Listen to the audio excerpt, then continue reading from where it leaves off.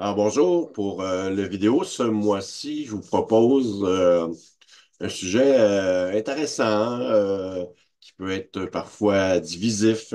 C'est un peu la manière de se déplacer dans les quartiers du centre-ville, car se déplacer au centre-ville ou sinon en banlieue ou à la campagne, c'est pas la même chose. Alors, ça correspond à un mode de vie. Alors, souvent, quand on quitte un milieu pour aller dans un autre, parfois, il y a un peu un choc culturel.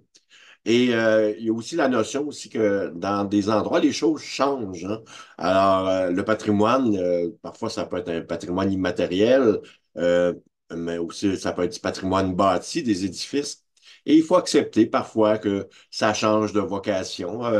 Il y a des rues qu'autrefois qui étaient, on va dire, l'épine dorsale d'un village, comme la, la gravure ici qu'on voit à l'écran, la peinture, pardon, de James Duncan, qui représente le boulevard Gouin, dans le Sault-Récollet, dans Huntsic. Alors, ben, c'était pratiquement le seul chemin où s'étalait un village autrefois. Alors, c'était là qu'on retrouvait les boutiques et tout ça, ben, les magasins généraux. Aujourd'hui, vous allez sur Gouin, ben, c'est essentiellement résidentiel dans ce secteur-là, Sault-Récollet et d'Huntsic. Et c'est un peu pareil pour d'autres chemins à Montréal, mais parfois en chemin inverse, c'est-à-dire que ça a été résidentiel et plus tard c'est devenu commercial. La rue Saint-Denis, pas mal le sujet principal de mon intervention via ce vidéo. Euh, la rue Saint-Denis, ça commence bon, aux portes du Vieux-Montréal. Si vous connaissez la rue Saint-Antoine, ben, c'était un ruisseau, ça, avant, hein. Le ruisseau qu'on appelait le ruisseau Saint-Martin. Et on va canaliser ce ruisseau-là au début du 19e siècle. Et ça va permettre d'enjamber un obstacle, un cours d'eau, pour pouvoir développer les terres plus au nord du Vieux-Montréal et atteindre les faubourgs populaires qui étaient des quartiers comme le quartier latin, le quartier des spectacles. Si on s'en va plus dans l'est, Hochelaga, Maisonneuve et plus dans l'ouest, bon, ben, Saint-Henri, la Chine, Verdun, etc., etc. Alors, donc, on peut développer les terres un peu plus vers le nord du ruisseau Saint-Martin. Je vous rappelle que la rue Saint-Denis, c'est une continuation de la rue Bonsco.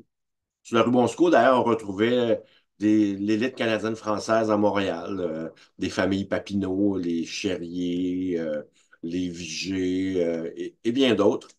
Et c'était la terre, d'ailleurs, justement, des Vigée, qui était, où on retrouve la rue Bonsco et la future rue Saint-Denis, qui ont commencé à se développer au début du 19e siècle, quand on va recouvrir, justement, le ruisseau Saint-Martin.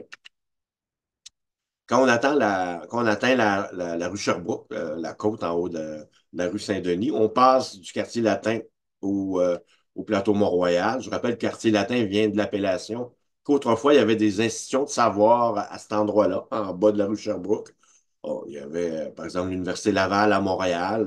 Le début de la Polytechnique a commencé à cet endroit-là. Donc, des institutions de savoir où le latin est souvent connu, pratiqué par les étudiants. Donc, de là l'appellation quartier latin. Et quand on sort justement du quartier latin, on atteint un autre quartier qui était un quartier agricole, mais avec l'approche du 19e siècle et même l'approche du 20e siècle, en fait, ben, il y a un mouvement de population en haut de cette côte-là. Alors, une bourgeoisie, mais aussi une classe populaire. Euh, Quand on arrive sur la rue Saint-Denis, il y a un premier tronçon qui est ouvert au milieu du 19e siècle. C'est la section entre Sherbrooke et la rue Roy. Alors, on retrouvait surtout quelques résidences et aussi des institutions. Alors, on connaît souvent en face du Carré Saint-Louis, où vous avez l'ITHQ, l'Institut d'hôtellerie et de tourisme du Québec. Mais à l'origine, à cet endroit-là, on retrouvait une maison bourgeoise, fin 19e siècle, qui est arrivée là, et qui a été transformée en école protestante, qui était fréquentée majoritairement par la communauté juive à une certaine époque. Et c'est un bâtiment qui est disparu lors de la construction du métro Sherbrooke. Les fondations, le sous-sol, lors du creusement de la station, avait affaibli la structure. Donc, on avait procédé à sa démolition. On a bâti plus tard l'ITHQ. À l'époque, ça avait l'air de ça. Ça s'était mérité un prix Citron en architecture, et avec raison. Apparemment que c'était Gaston Miron qui avait convaincu le premier ministre d'alors, Bernard Landry, au début des années 2000, de faire quelque chose parce que si elle est en tabarnouche. Alors, on continue sur la rue Saint-Denis. On peut voir donc c'était des maisons de ville.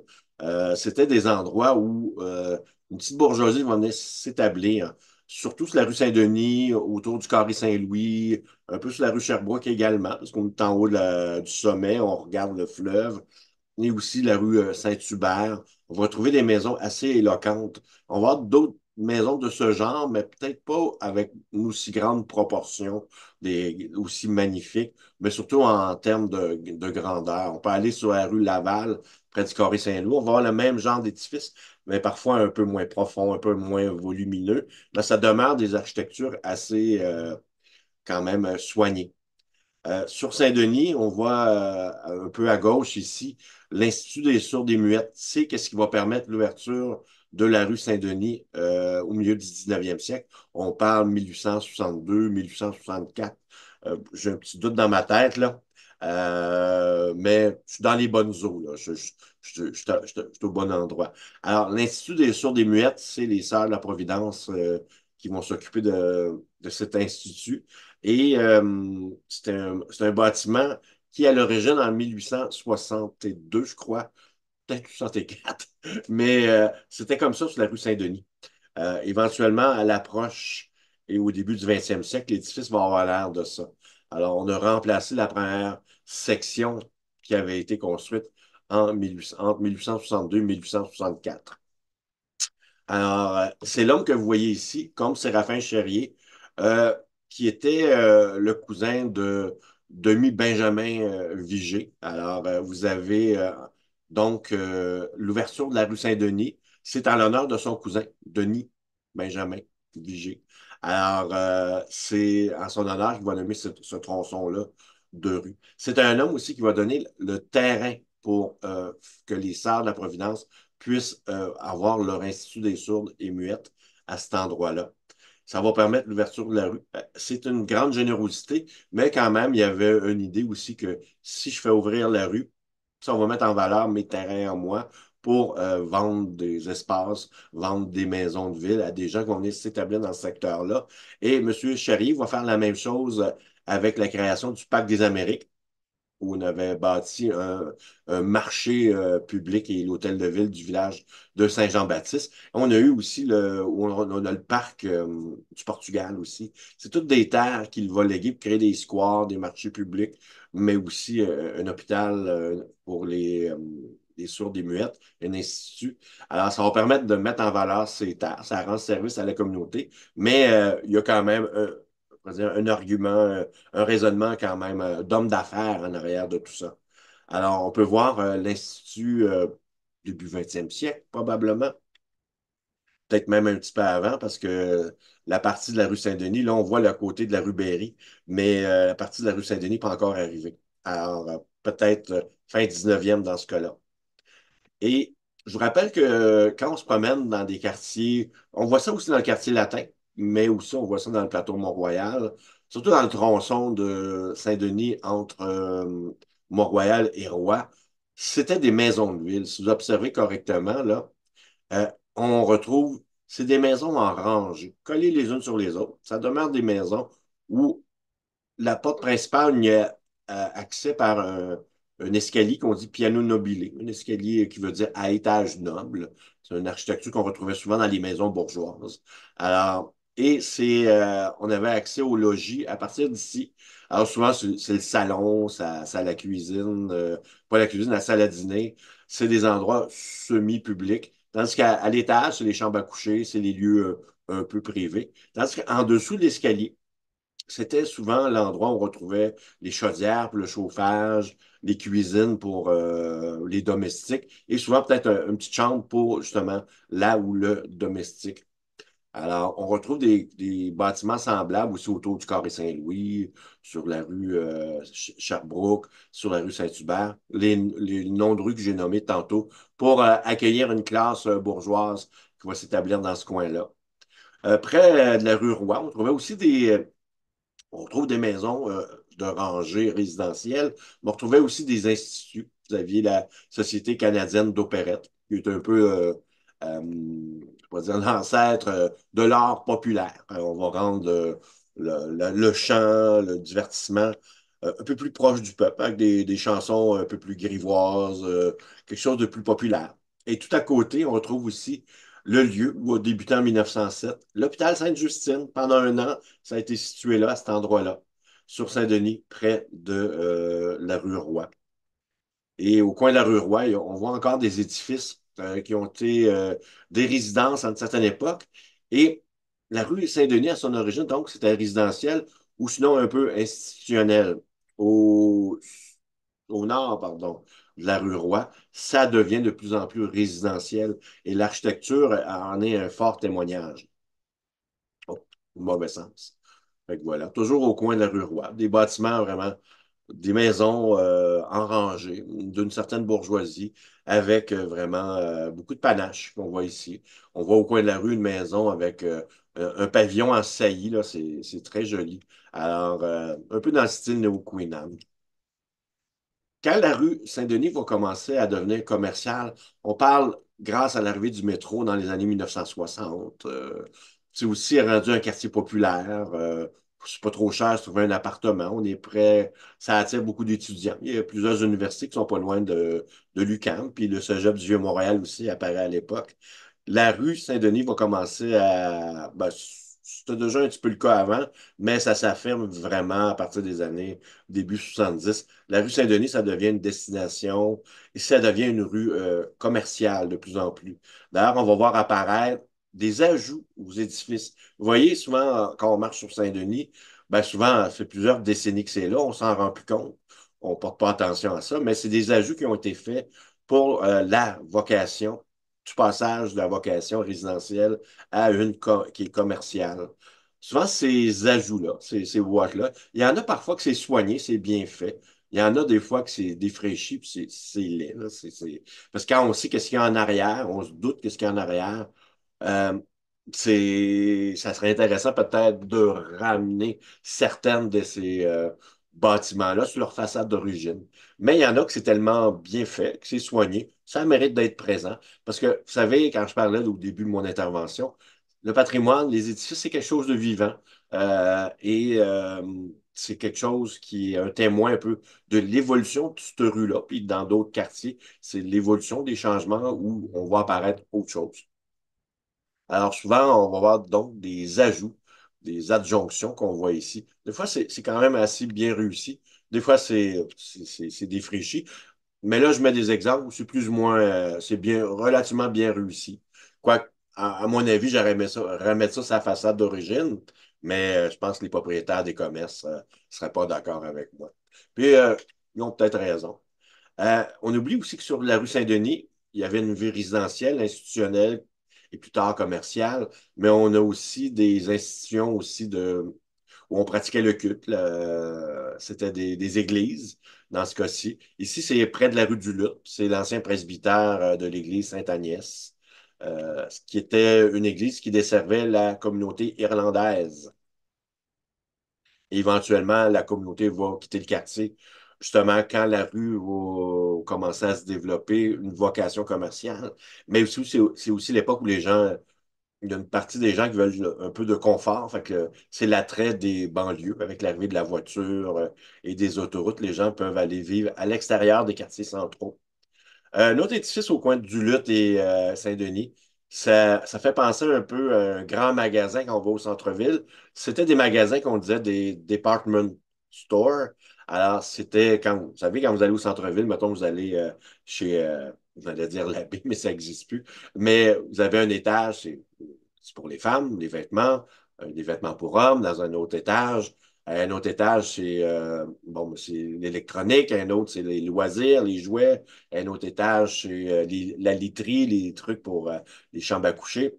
Ben, on a eu au coin du Luth et Saint-Denis, mais ce genre de magasin-là. Alors, c'était un endroit où il y avait des départements. Alors, on pouvait aller magasiner dans tel département selon nos besoins. un bel édifice aussi, à appartement. On ne pourra pas dire ici maison de ville. On pourrait dire peut-être pas appartement pour l'époque, début 20e siècle, fin 19e. On pourrait dire peut-être des conciergeries, des gens qui habitent dans une chambre. C'est donc une vocation commerciale à l'époque. Euh, j'ai pris des photos aussi d'édifices qui ont été peut-être modifiés, mais qui quand même sont encore d'une très belle beauté. On retrouve sur Saint-Denis beaucoup d'édifices en pierre grise, en briques, souvent avec des toitures, avec des mansardes, ou dans ce cas-ci, de fausses mansardes. Ce qui est intéressant aussi, c'est que ce qui a été conservé dans cet édifice-là, c'est les belles boiseries qui ont été bien fabriquées, bien entretenues aussi. Alors, bien joué pour le propriétaire de ce bâtiment.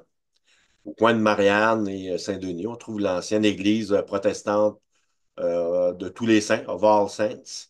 Alors, oui, c'était un autre panorama, un autre paysage. On peut se rendre compte que le bâtiment a subi des modifications, mais c'est bel et bien le même édifice.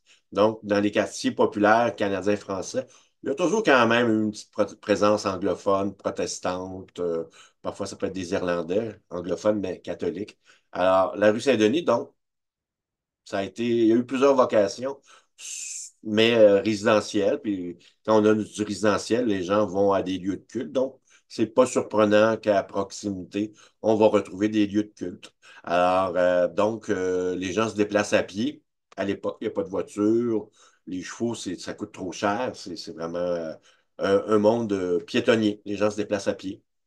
Et dans les dernières années, pour les gens qui viennent peut-être de l'extérieur des quartiers centraux comme le centre-ville, le quartier latin ou le plateau Mont-Royal, c'est difficile de se stationner, de trouver de la place, effectivement. Mais c'est des quartiers où les rues ont été dessinées 100 ans, 150 ans, pas pour la circulation qu'on connaît aujourd'hui. Là. On n'avait pas imaginé ça. Et vous savez, à force que les banlieues s'agrandissent à l'extérieur de l'île de Montréal, ben, c'est des terres agricoles qui deviennent résidentielles et c'est des gens qui viennent travailler à Montréal. Euh, ils n'ont pas de mauvaises intentions, mais c'est des gens qui font juste passer à travers les quartiers centraux. Alors, donc, la rue Saint-Denis, le Christophe Colomb, Papineau, alors souvent, ça crée une congestion et une détérioration des gens qui vivent dans ces quartiers-là. Alors, ben il y a des changements qui sont arrivés éventuellement, des changements de sens de rue, mais aussi un regard sur le déplacement qu'on fait dans ces quartiers-là. Depuis plusieurs années, on met l'emphase sur les pistes cyclables avec l'arrivée de Projet Montréal à l'Hôtel de Ville de Montréal. Alors, dans certains quartiers, ça avait débuté déjà un petit peu avant. Et on voit on est sur Saint-Denis, c'est le fameux réseau express à vélo, le rêve. Alors, il y avait des gens qui étaient un petit peu inquiets au début, parce que je serais commerçant moi-même, probablement j'aurais été inquiet, mais ça s'avère, ça fonctionne. Aujourd'hui, à la fin d'été 2024, ben, il y a peut-être 2, 3 ans, il y a peut-être un commerce sur 5 ou sur 6 qui était vide sur la rue Saint-Denis. Aujourd'hui, les commerces sont en train d'ouvrir à nouveau. Fait que, on peut conclure que l'activité, plutôt l'action de transformer la rue Saint-Denis avec le rêve, ça a fonctionné pour les commerces. D'ailleurs, bon, j'ai fait des captures d'écran de quelques journaux, de quelques instituts. Comme Bloomberg. On ne peut pas dire que c'est des communistes, des gauchistes et des mordus de vélo, mais ils ont fait faire des études et on se rend compte que dans des quartiers urbains, pas au centre-ville, pas en banlieue ni à la campagne, au centre-ville, puis dans les quartiers du centre, ben, des cyclistes et des piétons, ça dépense plus qu'un automobiliste. Tout simplement parce qu'il arrête fréquemment durant son année. Tous les jours, il passe par le même parcours. Souvent, il va aller s'acheter une pinte de lait, un journal, un pain, etc., etc. Tandis que l'automobiliste, souvent, il va venir dans un endroit acheter un frigo, une télé. Oui, c'est un achat, c'est une belle dépense d'argent, mais on ne le reverra pas avant 4-5 ans, une dépense semblable. Alors, c'est pas aussi noir et blanc que ça. Alors ici, c'est le Forbes, encore, on est loin d'être socialiste et de gauche. Alors, à Londres, tantôt c'était à New York, et là, c'est à Toronto. C'est des indications qu'il y a eu des études et piétons et cyclistes, ils dépensent de l'argent aussi. et ça fait tomber des mythes qu'on avait. Alors, il faut accepter, comme je disais, les choses changent en patrimoine parce que, vous savez, on parle de villes, de quartiers, et qui vit dans ces quartiers-là? Ben, c'est des humains. Nos modes de vie changent, notre culture change, nos habitudes aussi changent. Acheter des choses en ligne, ça se fait. Autrefois, des boutiques sur Saint-Denis, ben, il y a des changements d'acheter des choses. Il y a des choses qui se font en ligne. Puis il y a aussi le fait que la rue Saint-Denis, autrefois, c'était un lieu où les belles années, des jeunes comme moi autrefois, ben, la rue Saint-Denis, c'était les terrasses, les restaurants. Ben, autrefois, les gens de banlieue venaient pour ça. Mais les gens de banlieue, maintenant, ont ça, ils ont leur propre terrasse. Fait que ces rues-là doivent se redéfinir. Moi, j'ai déjà été sur le bord de la rivière des Mille-Îles, dans Sainte-Rose, prendre un petit café, manger un repas. C'était féerique, c'était merveilleux, c'était une belle expérience.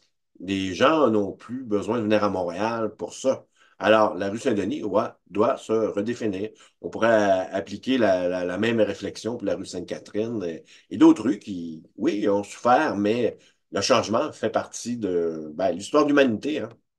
Alors, donc, il y a plusieurs endroits dans le monde qui ont remarqué que, bon, ben, c'est pas coulé dans le ciment, ce mythe-là, que la voiture, c'est la réponse pour obtenir de la prospérité. Alors, on est très nord-américain au Québec, hein, notre manière de vivre et notre relation au transport commence à changer un peu.